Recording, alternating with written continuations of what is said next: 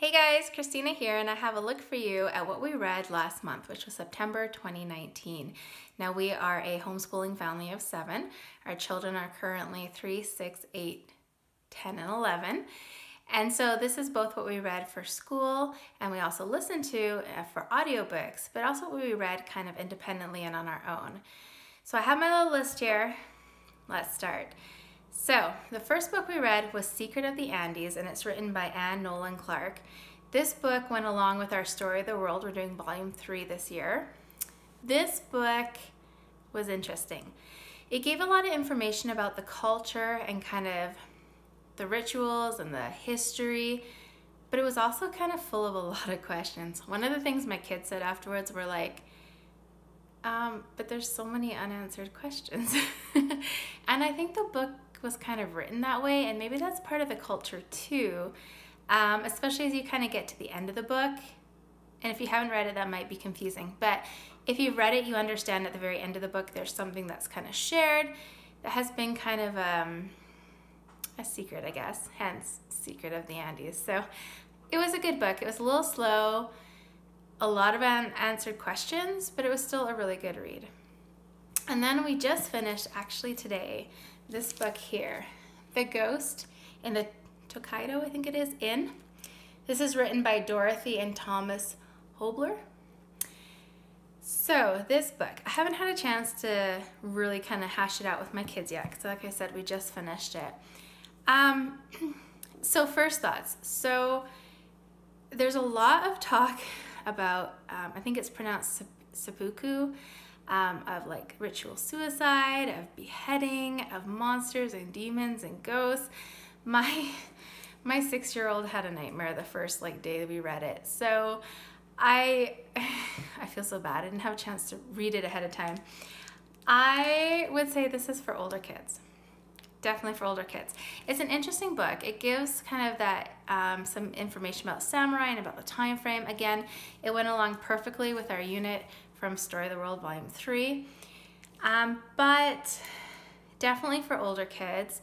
You might want to preview some of the content as well. It was an interesting story. I think kind of the books we read about Japan and about samurai kind of had the same undercurrent, which I guess is a cultural thing.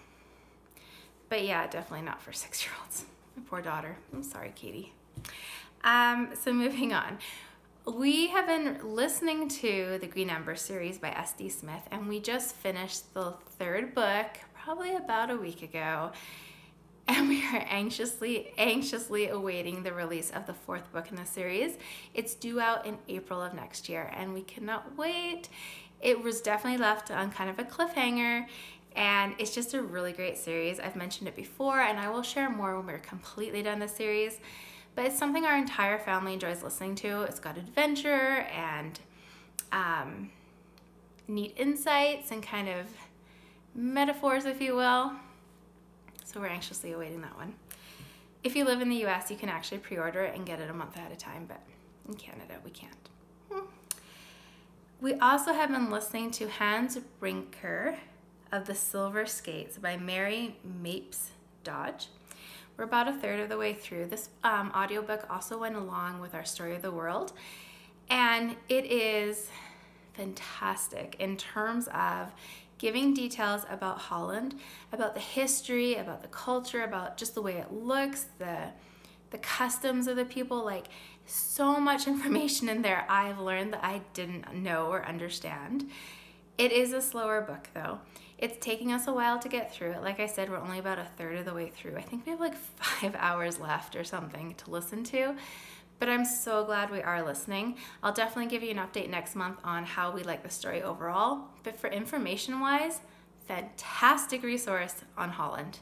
Absolutely fantastic.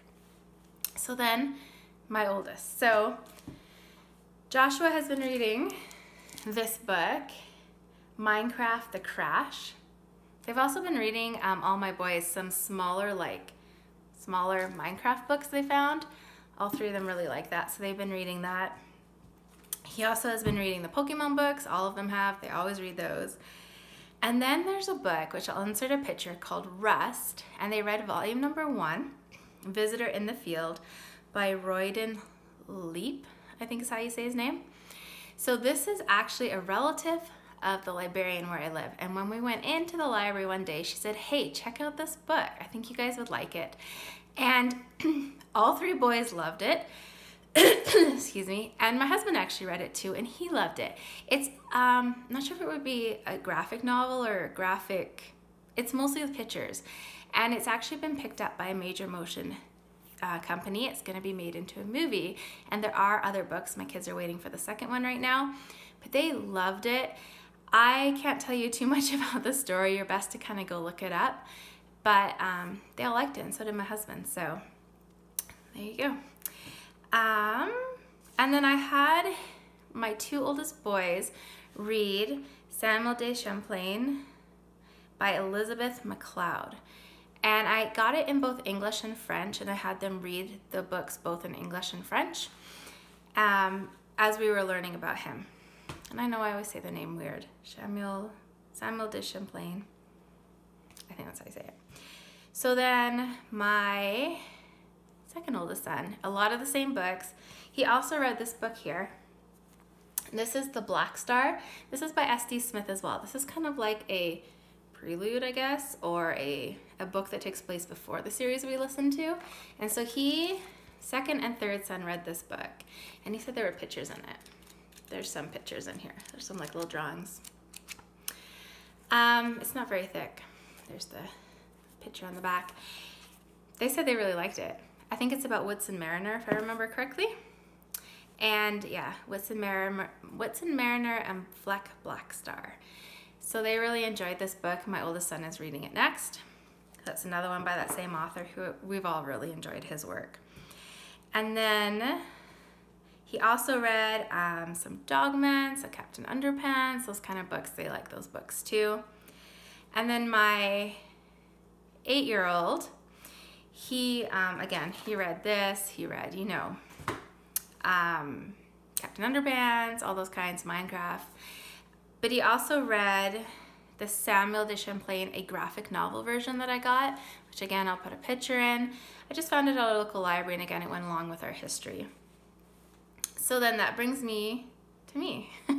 So I finished reading the book Welding Like Rabbits by Robert R. Brown. I think last time I said his name, the name of the book wrong, but it's Welding Like Rabbits. It was really good. It's probably one of my favorite financial books, and I've been reading financial books for 10 years. I enjoy doing that. I learned a few things I was like, huh, you know, like I didn't know that, or I'm glad I know that now, or I'm gonna try that. So I'd highly recommend it. Very good, sound, clear, simple financial advice, but he includes kind of some pop culture and some comedy, and just an easy to read book while gaining a lot of knowledge. So highly, highly recommend that book. Then I started reading the book Inside the OBriens by Lisa Genova. I've read a few of her other books. You can go back and see my reviews. I really like the author. I ran out of time though. I had to return it to the library, so I am waiting for it to come back. I think I was about 3/4 of the way through, maybe half to 3/4. This book in particular does have swearing in it though, and I'm so disappointed, and a few other things I was like, ugh, I prefer not to read that. But this story is really good. I won't say too much. I'll say more about it next month when I finish the book.